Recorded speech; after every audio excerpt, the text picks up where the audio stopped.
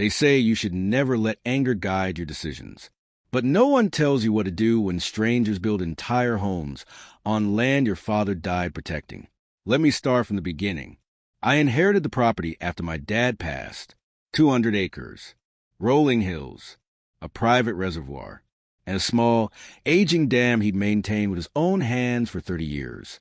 To me, it wasn't just land. It was memory. It was legacy. It was the last place where I could still hear his voice. I didn't visit for almost a year. Grief does that to you. But when I finally drove up one quiet morning, expecting empty fields, I froze, because where there should have been open land, there were 35 brand new houses, neatly lined streets, fresh mailboxes, a big stone sign that read, Riverbend Estates, a private HOA community. I honestly thought I had the wrong address, until I saw my father's dam. Still there, still mine. Now sitting behind their little neighborhood like a loaded weapon. I parked and walked up to the HOA office. The woman inside didn't even look nervous. She smiled and said, "Sir, this is private property. Residents only." I told her calmly, "You're standing on my land." She laughed, actually laughed. Then she slid a printed map across the desk and said, "According to our records, this entire area belongs to the HOA." I went home and pulled the deed, the original survey, the water rights, the easement filings, every single document my father ever saved. And do you know what I discovered? They didn't just build on my land.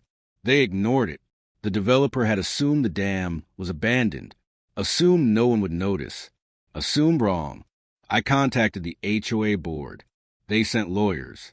Those lawyers told me I was overreacting, that tearing down 35 homes would be unreasonable, that I should be neighborly about people who poured concrete over my family's history. So I stopped arguing, and I started reading. Because my father taught me something important.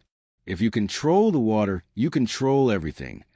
That dam, legally registered, actively maintained, and still fully under my authority. The reservoir behind it had been filling for years, and according to law, I had every right to release water for maintenance. I gave them notice, certified letters, emails, public filings. They ignored all of it, probably thought I was bluffing. So one quiet morning, before anyone was awake, I drove out to the dam. I stood there, hand on the steel wheel, heart pounding, not angry, just sad, because I knew what was about to happen wasn't revenge. It was consequences. I opened the gates, slow at first, then wider. Water rushed forward like it had been waiting, and downstream, the neighborhood panicked.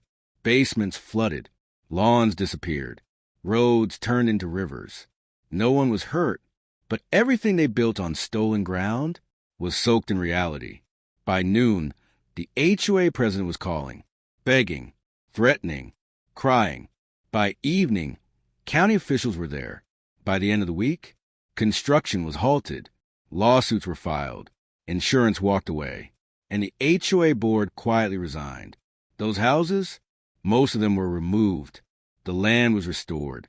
The dam was repaired. And now, it's quiet again. Just water, wind, and the sound of something my father would have appreciated. Justice.